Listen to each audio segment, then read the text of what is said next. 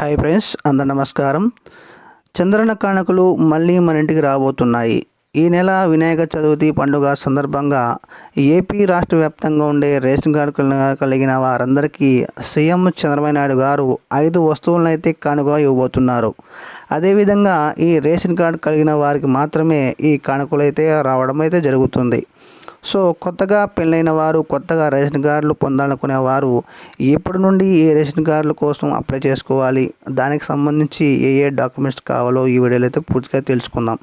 అదేవిధంగా ఈ వినాయక చవితి రోజు ఈ 5 వస్తువులు ఏమేమి ఇవ్వబోతున్నారో అది కూడా తెలుసుకుందాం. ఈ వీడియో కానీ ఎక్కడ స్కిప్ చేయకుండా పూర్తిగా చూడండి. నచ్చితే చిన్న లైక్ ఇవ్వండి. వెంటనే ఇలాంటి గవర్నమెంట్కి సంబంధించి ఈ యొక్క చిన్న అప్డేట్ వచ్చిన వెంటనే మీరు తెలుసుకోవాలనుకుంటే మన ఛానల్ అయితే సబ్స్క్రైబ్ చేసుకోండి. లేట్ చేయకుండా ఆ వీడియోలోకి వెళ్దాం. ఏపీ రాష్ట్ర వ్యాప్తంగా సెప్టెంబర్ నెలకి సంబంధించి రేషన్ సరుకులు పంపిణీ అనేది రేపటి నుంచి ప్రారంభమవుతుందని ప్రభుత్వం అయితే ప్రకటించడం జరిగింది.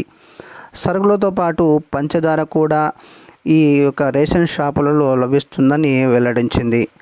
ఈ రేషన్ కార్డులలో ఏఏవై రేషన్ కార్డుదారులైన ప్రతి ఒక్కరికి ఒక అరకిలో పంచదార ₹13.50 రావడం అయితే జరుగుతుంది. ఇతర రేషన్ కార్డు కలిగిన వారికైతే అరకిల పంచదారని ₹17 చొప్పున ఇవ్వబోతున్నట్లు అయితే తెలపడం జరిగింది. సో ఈ తూకాలలో కానీ సరుకుల నాణ్యతలో కానీ ఏమైనా లోపాలు ఉంటే 1967 యొక్క టోల్ ఫ్రీ నెంబర్కి కాల్ చేసి ఈ యొక్క ఫిర్యాదులను ఇవ్వాలని ప్రభుత్వం అయితే సూచించింది. ఈ రేషన్ షాపులలో ముఖ్యంగా సరుకులలో జొన్నలు, రాగులు ఇస్తున్నట్లు సమాచారం రావడం అయితే జరిగింది. బియ్యం మాత్రం రేషన్ కార్డులో ఉన్న నెంబర్స్ బట్టి ఒక్కొక్క మెంబర్కి 5 కిలోల చొప్పున ఇస్తారని సమాచారం. మొత్తం బియ్యం, జొన్నలు, రాగులు, చక్కెరతో పాటు కందిబేడలు కూడా మొత్తం 5 వస్తువులు ఇవ్వనున్నట్లు ప్రభుత్వం నుంచి సమాచారం రావడం అయితే జరిగింది.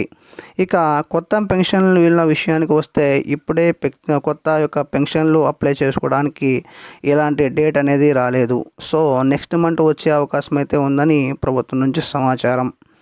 అదేవిధంగా ఈ కొత్తగా పెళ్ళైన వారు రేషన్ కార్డులు అప్లై చేసుకోవాలంటే పెళ్ళైనట్లు మ్యారేజ్ సర్టిఫికేట్తో పాటు భర్త, భార్య ఇద్దరి యొక్క ఆధార్ కార్డుని తీసుకుని సచివాలయానికి వెళ్ళాల్సి ఉంటుంది. ఖచ్చితంగా అప్లికేషన్ ఉండాలి. భార్య భర్తల ఇద్దరు యొక్క ఆధార్ కార్డులు ఉండాలి. మ్యారేజ్ సర్టిఫికేటు, అదేవిధంగా ఇద్దరూ కలిసి తీసుకున్న ఒక ఫోటోని తీసుకొని సచివాలయం వెళ్తే అక్కడ అప్లై చేసుకోవాల్సి ఉంటుంది. సో ఇలాంటి మరిన్ని సమాచారం కోసం మన ఛానల్ని అయితే ఫాలో అవుతుండండి. ఈ వీడియో కానీ మీకు నచ్చినట్లయితే వెంటనే ఒక చిన్న లైక్ ఇవ్వండి. ఇలాంటి మరిన్ని సమాచారం కోసం మన ఛానల్ని అయితే సబ్స్క్రైబ్ చేసుకోండి. థ్యాంక్ యూ ఫర్ వాచింగ్ అండి. నెక్స్ట్ వీడియోలో మళ్ళీ కలుద్దాం. అంతవరకు నమస్కారం.